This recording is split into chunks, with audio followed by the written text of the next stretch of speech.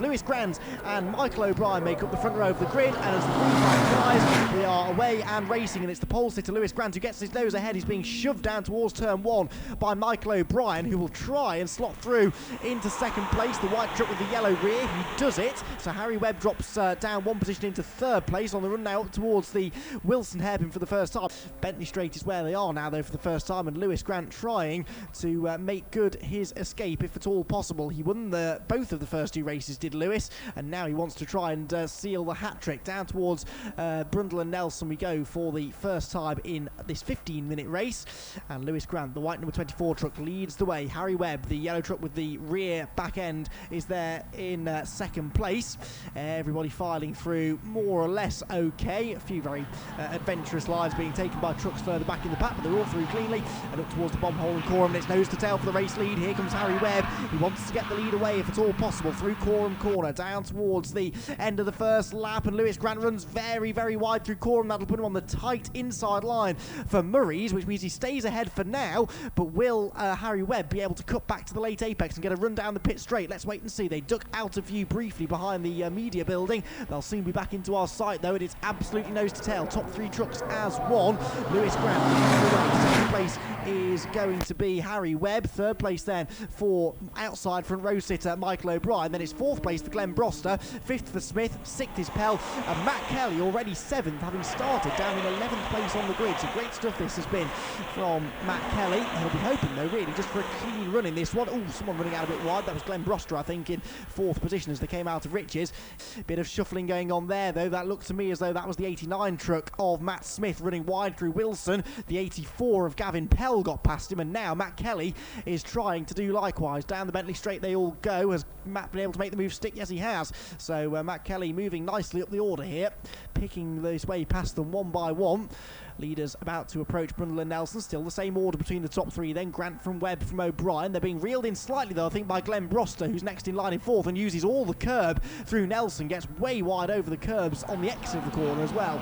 As a result, does Glenn.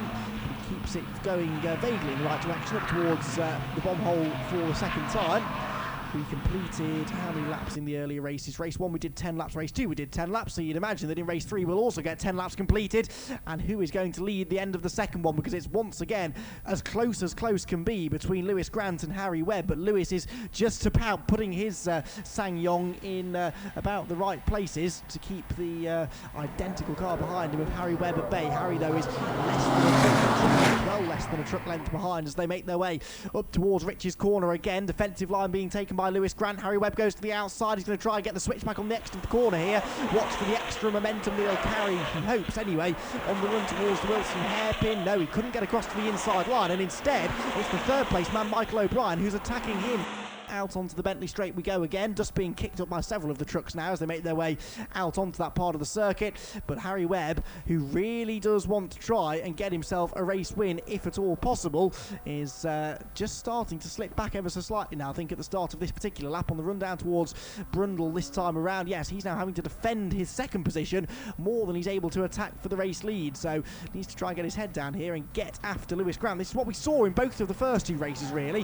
Harry Webb in the early goings, the Formula 4 racer Harry Webb, early on in the race able to go with race leader Lewis Grant, but as the race goes on Lewis seems to assert his authority and just finds a bit more pace, perhaps looking after the tyres better or brakes. Of course these things will take quite a bit of stopping, and with new trucks, new vehicles like these, then you're never quite sure how long components like the brakes are going to last. Out of Murray's again, back down the pit straight. 3 laps about to complete. Glenn Broster, by the way, in fourth place. The fastest lap of the race, and you can see he is closing in on the cars in front of him across the line this time around. And it's no, it's not a fastest lap quite. It's only a couple of tenths off his previous best, and he's quicker on that lap than all 3 of the trucks in front of him. Matt Kelly, by the way, is up into 6th place now. He's ahead of Matt Smith, so now his next target is Gavin Pell in the number 84 machine. Out onto the Bentley Straight again. Outside of the top 6 or so, Matt Smith 7th we mentioned. Then it's the 2 Wars. It's Simon War ahead of Luke War, 22 ahead of 11. Then it's the number 7 machine of Tony Murray, the number 10 of Rebecca Jackson, and Natalie Burt in only her 3rd ever motor race, running in 12th position. Leaders back down through Brundle and Nelson, snatching brakes, sliding around. They're really starting to find the limit now in these machines. The fastest lap in qualifying was 35.1. In race 1, they went fractionally slower, still a 35.1 though was the fastest lap. In race 2, a 34.4. In this one, the fastest lap so far is a 35.3, so we'd imagine they'll keep on getting quicker as they get to grips with the cars, and we're side by side for the race lead now, and looks like we've had a change. Yes, Harry Webb has gone through on the inside at Coram. Lewis Grant fights back on the inside, though they almost make a bit of contact through Murray's, but Harry Webb has made the move stick. He is through now into the race lead. That sort of came out of nowhere really, because he wasn't that close half a lap ago, but he's closed back in through the second half of the lap. He moved his way into second, and now he's gesticulating to Lewis Grant in the mirror saying, work with me, don't race me, push me, and that's exactly what's happening. They're bump drafting their way down towards Riches. Lewis at the last second looks to the inside, but that was never really likely to work, so they sort of worked together for half a straight, and then Lewis decided, actually no, I want to try and come back through if I can. That has meant that the third place man, Michael O'Brien, has closed right back in again on the run towards Wilson Hairpin. The big stop, the hardest braking point on the track. That means it's the best overtaking point on the track. Glenn Broster still with them in fourth. This is by far and away the most competitive of the three SsangYong Racing Challenge races we've had so far this weekend. The first two have been pretty competitive. This one, though, they are absolutely nose to tail through the first four positions, and still just over half the race to go. Slipstream City now down the Bentley Straight. Can Harry Webb hang on, or will Lewis Grant be able to attack again down towards Brundle and Nelson? It really has been Murray's Corner where we've seen an awful lot of the overtakes taking place over the course of the SsangYong Racing Challenge races this weekend. And is that going to be where we see the next challenge? Harry Webb a little bit wide there through Nelson, just hurts his exit speed slightly up towards the bomb hole and Coram. This is the fifth lap of the race. And it is Harry Webb then in the lead. Lewis Grant in second. He lost that lead at Murray's Corner on the previous lap, and now he wants to try and get it back if possible. Third place for Michael O'Brien. Fourth place, Glenn Broster. No change of position this time, or is there? Well, Michael O'Brien thought about going up the inside of Lewis Grant. Looks like that's maybe the one part of the circuit, Chris, where Lewis is struggling slightly. On the brakes in towards Murray's. He lost the lead there a lap ago, and Michael O'Brien thought about making the same sort of move on him this time.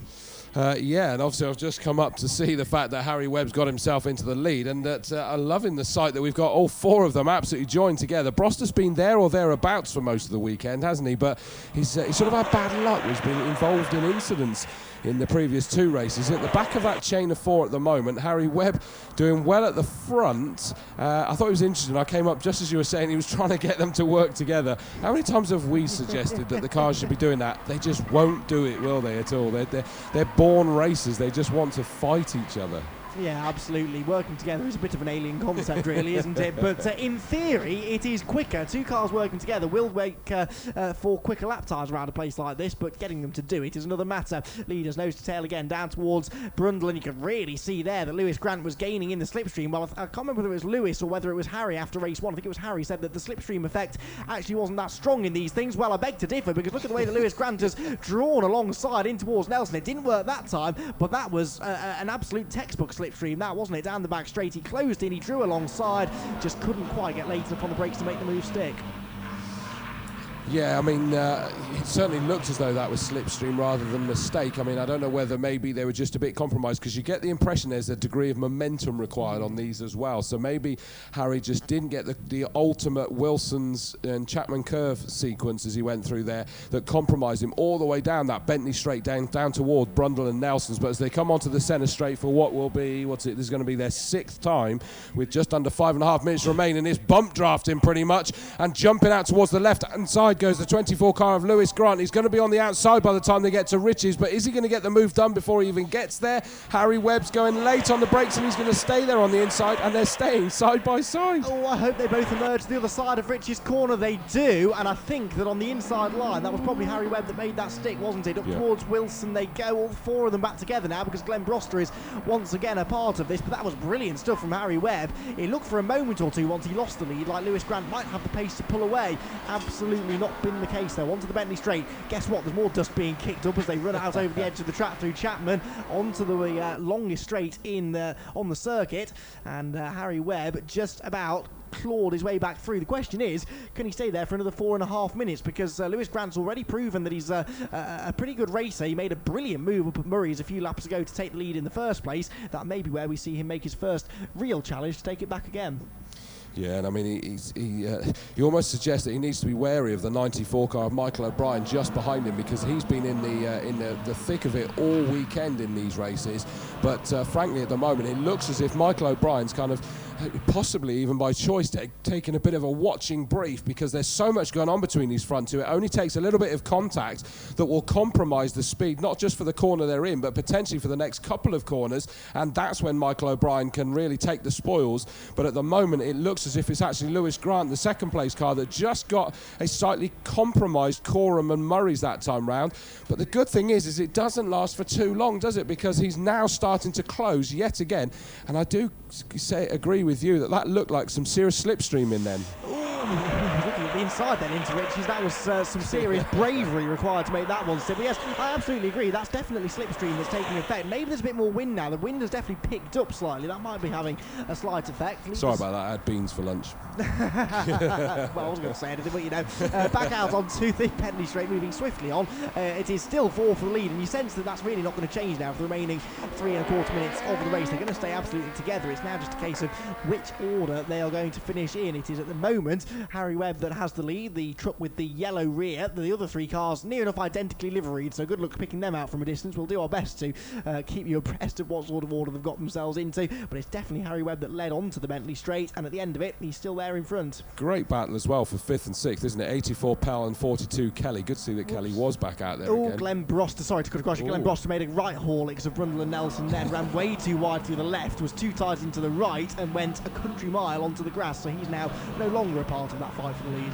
I do love that. My dad used to say he's made a right haulix of it. Well, there are worse ways I could have described it. Yes, it keeps us out of trouble if we use that. And look at that, I said about the Pell and Kelly battle, and still that's raging all the way around Coram. I thought that Kelly was looking up the inside as they went round Coram of Pell. They're a bit easier to pick out, aren't they, with their red and black and grey liveries as well as the white. But here comes the other one that's fairly easy to pick out, with the yellow flashes at the back. That is Harry Webb, that's got that lead, and he's just managed to stretch his leg with the new fastest lap of the race that time round. It's not by a lot, is it? He's only 3/4 of a second ahead of Lewis Grant in that second position. Michael O'Brien just lost contact with Lewis that time. We know that Broster already had, because he'd run wide as he exited Nelson. He's not managed to fall back into the clutches of the battling duo of Pell and Kelly at the moment, but I don't think he's going to manage to sort of reattach himself to that 3 for the lead.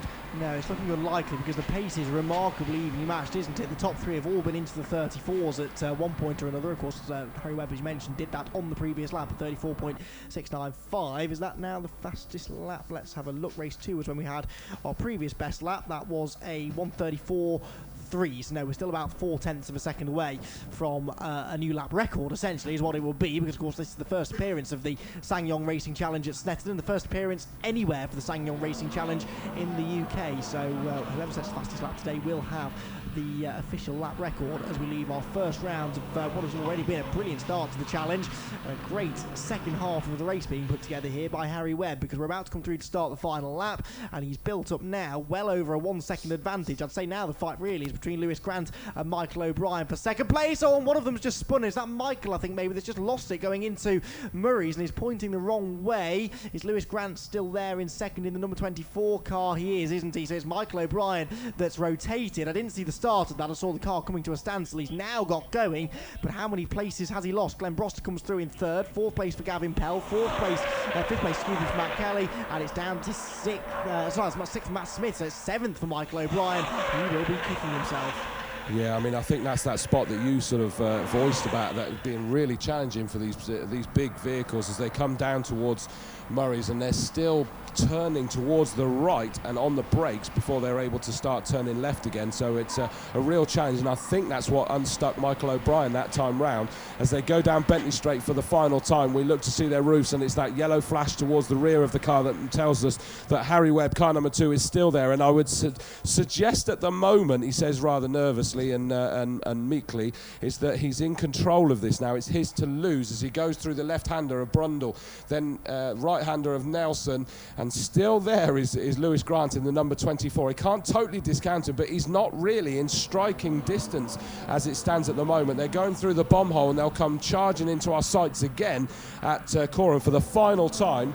It will be a 10-lap race One of them's gone missing. No, excuse me. I beg your pardon. I'm half a lap behind, aren't I? I forgot about Michael O'Brien. You know what? It's been a long weekend. Leave me alone. Yeah, and I'm doing your trick of juggling the electronics here as well now. But here they come onto the centre straight for the final time, and it's Harry Webb's going to take the victory as he comes towards the checkered flag. Car number 2, Harry Webb comes across the line, takes the victory. Had to work very hard for that. Lewis Grant comes through in second, and then it's a bit of a gap for this trio of cars that are going for it, and it is going to be Broster, but Pell in the 84 car was desperately trying to find a way through to see if he could get onto the podium. He wasn't quite able to do it, so the 84 Pell comes through in 4th. 5th is Matt Kelly in the number 42 car. Then it is the recovering, it's Matt Smith in 89 that comes through in 6th. It's 7th for the recovering Michael O'Brien, 94. He's going to kick himself, and through goes number 11, which is Luke Waugh. A bit of a gap for slightly war-wounded number 22 there, which is Simon Waugh. And then side by side, look at this. I see what you did there. That was a nice one, that, the war-wounded After a dramatic second race, he manages to work his way up. He was 4th in race 1, 5th in race 2. Now it's on to his 3rd step on the podium for this one. Great result, that one. 3rd time. And his turning lead, that one, but just wasn't.